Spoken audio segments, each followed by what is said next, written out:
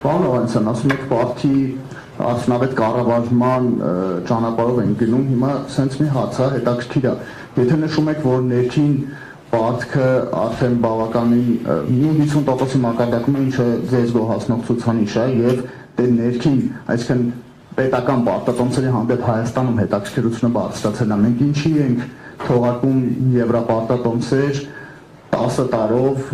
եւ արդյոք կառավարել են 10 տարվա կանխատեսումները կուրսի փոփոխության մասով կարող է ինչ որ պահի սա ոչ շահավետ լինի։ Էլի շատ դարքիր եւ կարեւոր հարց է։ Այստեղ բացի երբ որ մենք որոշում ենք թե որքան պարտք ներգրավենք կամ ինչ աղբյուրներից պետք է ներգրավենք, այստեղ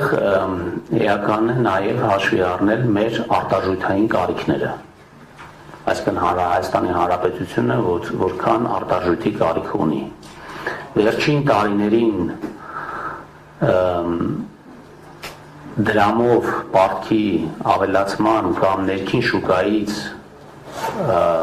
պարտքի ներգրավման պատճառներից մեկը նաև որ Հայաստան կար մեծ արտարժույթի ներհոսք։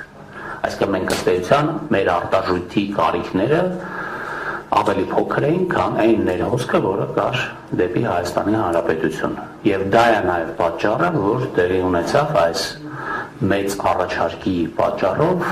դրամը արժևորվեց Ամերիկայի Միացյալ Նահանգների դոլարի եւ եվրոյի նկատմամբ։ Հիմա մեր գնահատմամբ մեզ պետք է ավելի շատ արտարժույթ կամ մեր միջազգային ռեզերվները, որոնք որոշակի նվազման դինամիկա էին ցույց տվել վերջի շրջանում, այդ ռեզերվները լրացնելու նաև նպատակ էր հետապնդում կամ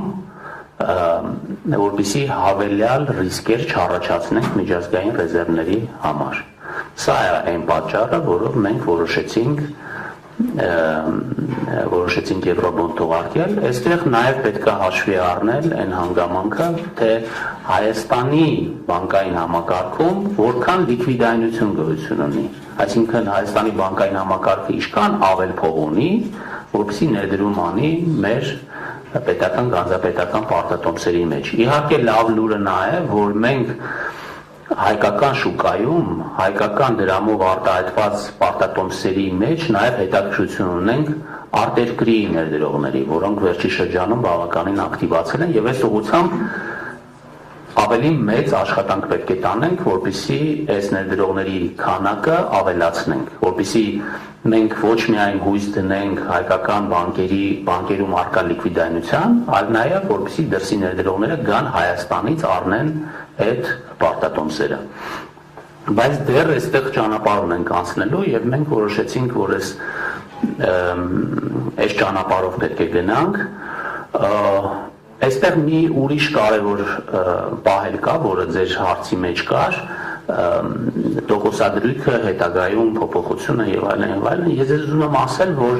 2023 թվականին Հայաստանի ֆինանսների նախարարությունը ետ է գնել այս մարված եվրոբոնդի մի մասը, որը եթե չեմ սխալվում 7.5% գնանշում ուներ եւ մենք այդ ժամանակ մի փոքր ավել գումար ունեինք եւ որոշեցինք այդ ավել գումարը ծախսել այդ թանկ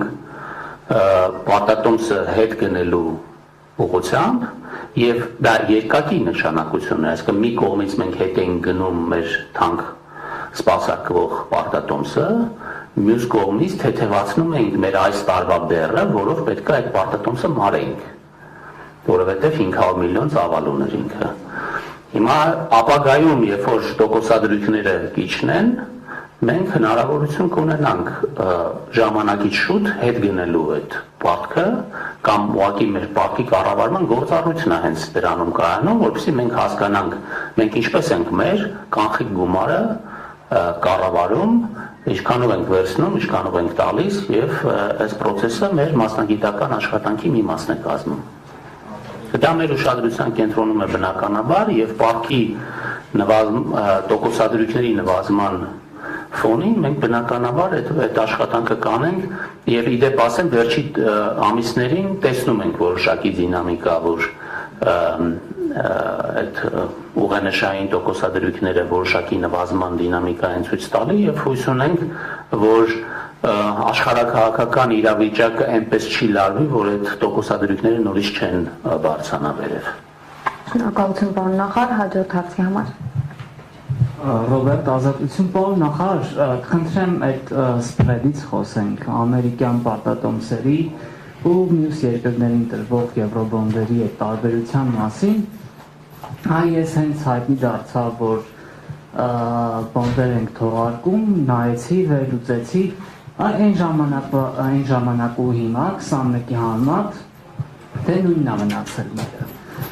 Բայց այս 4 տարիներին մեր տնտեսության մեջ այսպես շատ էական գործընթացներ են տեղի ունեցել, աննախադեպ մուտքեր, չգիտեմ, այդ ռեկորդների մասին երևի դուք ավելի լավ գիտեք։ Այ ասեք, ինչով է պայմանավորվում, որ չնայած այս ամենին, մեր ռեյտինգը մնացել է նույնը։ Ինչի գոնե մի փոքր ավելացում չունենք։ Այս շատ հետաքրքիր հարց է, այդ հարցը ինձ էլ է հետաքրքրում։ Իրականում պատճառները այդքան գծային չեն, որտեղ ինչպես ասեցի, շուկայում տեղի ունի մի process, որտեղ մեր նման երկրների սպրեդերը աճել են։ Այսինքն մյուսներին աճել են, մերը չի աճել։ Էսա պատասխանը ձեր հարցի։ Այսինքն շուկան ունի որոշակի վարքագիծ եւ իդեպ ձեզ ասեմ նաեւ, որ մենք շատ ուրախ ենք, որ հենց թողարկեցինք հենց այդ օրը, որովհետեւ դրանից ընդամենը 1-2 օր հետո բոլոր շուկաները ուղղակի մեծ տատանողականություն ցուցաբերեցին եւ եթե մենք ընդամենը մի շաբաթ հետո թողարկեինք, կարող է շատ ավելի բարձր տոկոսադրույքով ստանայինք այդ։ Իհարկե կարող է ինչ որ մարդիկ ասեն, որ կարելի է 7-1-ով թողարկել, 7-ով թողարկել, որովհետև պահանջարկը չափազանց մեծ էր, բայց այդտեղ պահի տակ որոշում կայացնելու խնդիր էր եւ ռիսկ կար, որ մի քիչ էլ իջացնեինք, կարող է եւ չկարողանայինք այդ շուկայից դա վերցնել։ Մենք ունենք խորհրդատուներ, ովքեր մեր խորհուրդ տվեցին այդ կետի վրա կանգնել։ Մեր ռեյտինգը բարելավել է 18 թվականից հետո, այսինքն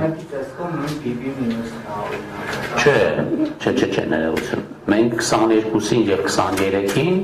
բարելավում ենք ունեցել ռեյտինգի, 21-ին BB- չի եղել, ավելի ցածր ռեյտինգ ենք ունեցել։ Եվ ռեյտինգի առումով դրական ասեմ, երբ որ մենք բազմաթիվ ներդրողների հետ ենք հանդիպել այդ թողարկման ժամանակ, ովքեր հենց ներդրում են արել, այսինքն այդտեղ տեղի ունենում մի այսպիսի հանդիպում, որտեղ ներդրողները գալիս են եւ հարցեր են տալի, ես անձամբ մասնակցել եմ այդ process-ին։ Եվ երբ որ բանալի մեր բոլոր թվերը, մեր բոլոր ցուցանիշները, մեր գրանցած ռեկորդային տվյալները, մեզ բոլորը հարցնում են, իսկ ինչի է ձեր ռեյտինգը BB-, եթե այսքան ամեն ինչ լավ է։ Եվ մեր կարծիքով միակ պատճառը, որը մեր ռեյտինգը այդպիսին է, դա աշխարհաքաղաքական իրավիճակն է, որը տեղի ունի, եւ ես բոլորին ասում եի այն մասին, որ երբ որ խաղաղության պայմանագիրը մենք ստորագրենք եւ այս իրավիճակը կլուծվի, մենք վստահաբար ունենալու ենք էական ռեյտինգի փոփոխություն։ Եվ ըստ էության այս գնանշումը, որը մենք ստացել ենք, հենց de facto վկայում է նրա մասին, որ մենք ունենք շատ ավելի լավ իրական ռեյտինգ, քան այն ինչ որ տրված է ռեյտինգային ընկերությունների կողմից։ Մեր հարևան երկրները Վրաստանն էլ Ադրբեջանն էլ այս առումով։ Ես արդեն ասեցի, որ մեր սպրեդը ավելի ցածր է, քան իրանց ռեյտինգը ավելի բարձր։ Այնտեղ տարբեր պատճառներ կան,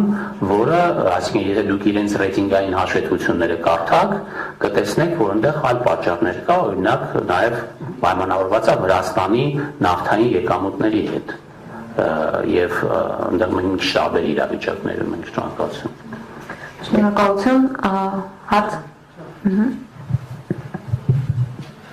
Կոմունիզմի Եվրոմեդիա 24 պարոն Հովհաննիսյան, ընդհանրապես պետությունները գնում են տնտեսական զարգացման, ներդրումներ են բերում երկիր, տնտեսական ակտիվություն են ապահովում եւ այդպես կազմում է պետական բյուջեն, ներողություն իրականացում են բյուջեով նախատեսված միջոցառումները։ Հայաստանի Հանրապետությունը փաստորեն պետական պարտք է ավելացնում, որպեսզի թոշակներ տա, աշխատավարձեր տա, այսպես պետությունը կարող է զարգանալ ձեր տեսլականը ո՞րն, այսինքն մինչև երբ Հայաստանը կարող է պետական պարտք ավելացնել ու ոչ թե դրանք ուղղել, ասենք, բիզնեսի զարգացմանը կամ, չգիտեմ, տնտեսության զարգացմանը, այլ ուղղակի աշխատավարձերը թոշակներ տա։ Դե, ասենց ասեմ, ձեր տեղեկությունները սխալ են եւ ձեր հարցը ինքը կամ դուք տեղյակ չեք, կամ դուք ուզում եք ապակողնորոշեք մարդկանց։ Իրականում Հայաստանը երբեք պարտք չի վերցնում թոշակ եւ աշխատավարձ տալու համար, որովհետեւ մեր բյուջեի կանոններն են այդպեսին։ Այսինքն մենք կարող ենք պարտք վերցնել, եթե մեր պարտքը անցնում է 40%-ից, իսկ մեր պարտքը վերջին տարիներին 40%-ից վերև է, դա նշանակում է, որ մենք իրավունք չունենք պարտք վերցնել որևէ ոչ թե թոշակ եւ աշխատավարձ, այլ որևէ տեսակի ընթացիկ ծախսանելու համար։ Սա ինչ է նշանակում։ Սա նշանակում է, որ կապիտալ ծախսերի մակարդակը պետք է ավելի բարձր լինի, քան պարտքի կամ դեֆիցիտի մակարդակը։ Հետևաբար նշանակում է, որ մենք պարտք ենք վերցնում, որպեսզի իրականացնենք այդ կապիտալ ծրագրերը։ Ճիշտ է, այդ ամեն ինչը լցվում է մի ընդհանուր կասայի մեջ, հա։ Մենք ունենք ընդհանուր ծախսեր եւ ընդհանուր եկամուտներ եւ վերցվող պարտք, բայց կանոնը այնպեսին է, որ դեֆիցիտը չի կարող ավելին լինել, քան մեր կապիտալ ծախսերը, որը պլանավորված է բյուջեով։ Եվ հետևաբար ձեր ենթադրությունը, որ մենք վերցնում ենք պարտք, որպեսզի աշխատավարձ եւ թոշակ տանք, ճիշտ չի։ Այսինքն վերջին պետական պարտքը, որը վերցվել է, չի ուսումնալու բյուջեով նախատեսված միջոցառումներ։ Այո, պակասորթին, բայց այդ պակասորթը ավելի փոքր է, քան մեր կապիտալ ծախսերը։